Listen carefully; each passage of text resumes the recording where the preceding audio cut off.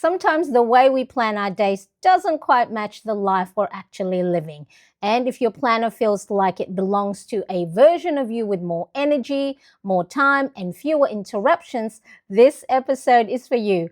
Welcome to Between the Pages with Mariane. Now, this is a calm space for gentle planning, stationery, and the quiet thoughts in between. Nothing to fix, nothing to perfect, just a moment to slow down. If you've ever looked at your planner and thought this looks good on paper but feels harder once real life gets involved, if that sounds familiar, you're not alone. There's a version of life that many of us plan for. It's not something we consciously decide, it just quietly shows up on the page.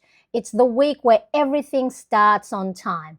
Energy stays steady, motivations last, interruptions are minimal. The planner looks beautiful. The schedule makes sense. On paper, it works, but real life rarely matches it. The problem isn't that we're unrealistic, it's that when we plan, we naturally picture things going smoothly, and this picture doesn't always match real life. This shows up in really familiar ways. Maybe you plan full days back to back because on paper, it fits. Maybe you schedule habits as if your energy never dips. Maybe you assume you'll feel motivated just because it's written down, or you plan the week as if nothing unexpected will happen. And then the week unfolds differently. Not necessarily badly, just differently. And suddenly the plan that looked good on paper feels heavy to live with.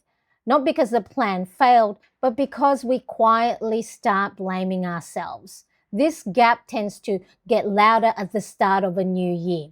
Around this time, we're surrounded by goals, vision boards, word of the year, and beautifully set up planners.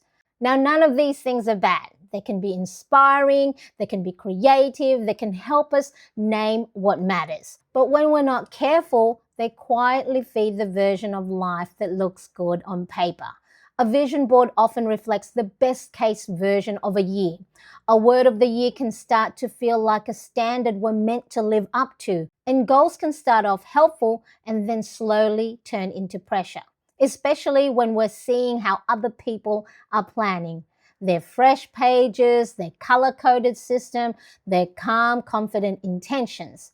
And without realizing it, we start planning not just for ourselves, but in response to what we think we should want or how we think we should be living. This is often where pressure creeps in, because the version of us that neatly fits into a vision board or fully embodies a word of the year is usually a version with consistent energy, emotional steadiness, and fewer disruptions. And real life is rarely smooth. So when the year doesn't unfold the way we pictured, it can start to feel like we're doing something wrong, when really the plan just didn't leave much room for real life. And if you're listening to this and realizing you haven't set your goals yet, you don't have a word of the year, or you never got around to making a vision board, that's okay. You're not late, you haven't missed a window, there's no invisible deadline you failed to meet. A lot of the pressure around fresh starts comes from the idea that everything needs to be decided early, neatly, and all at once. But clarity doesn't usually work like that.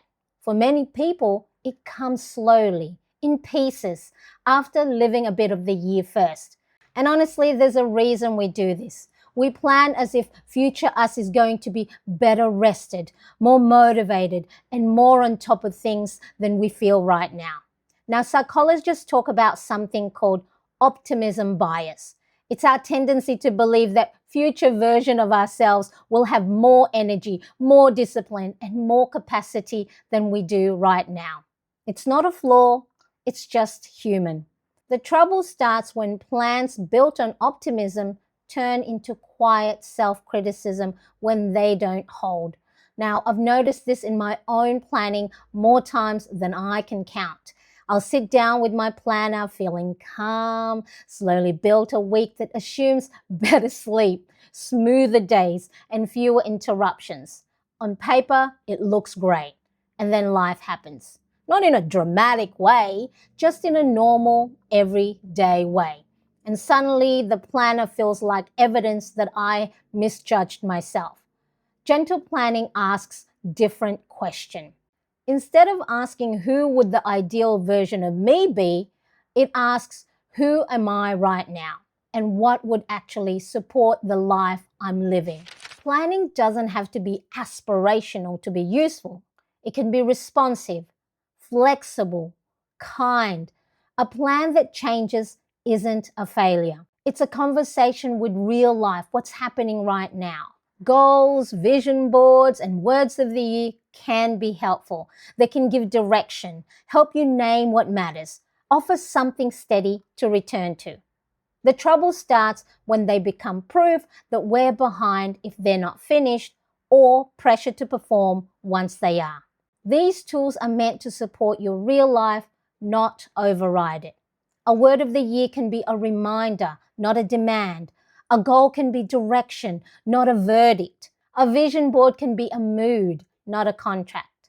Now, if it helps, here are a few gentle ways to soften the pull toward planning a life that only works on paper. You don't need to do all of these or any of them. Just notice what resonates. Leave margins. Small gaps on purpose. Empty space isn't wasted, it's where real life fits. Plan for your lowest energy self. When you write something down, ask, would this still feel okay on a tired day?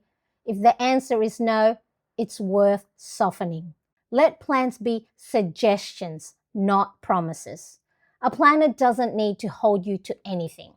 It can simply remind you what mattered when you wrote it down. Now, if you enjoy goals, vision boards, or a word of the year, you're allowed to take your time with them.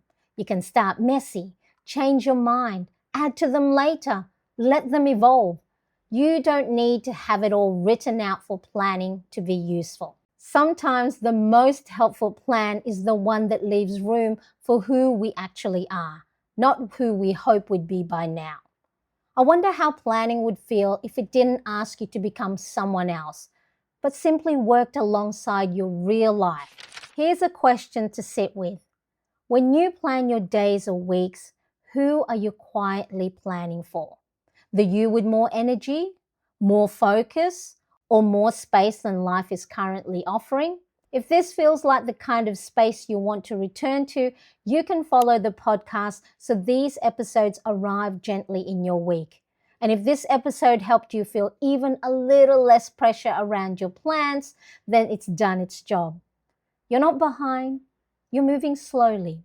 You're just listening to yourself. Thanks for spending time with me today. Take your time closing the page. There's no rush. I'll be here next time between the pages. Here's a question to... Now, if you've ever looked at your planner and thought, you're not alone. That's...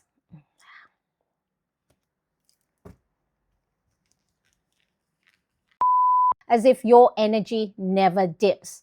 Or maybe you assume you'll feel... Maybe you assume you'll feel motivated. A word of the year can start to feel like a standard when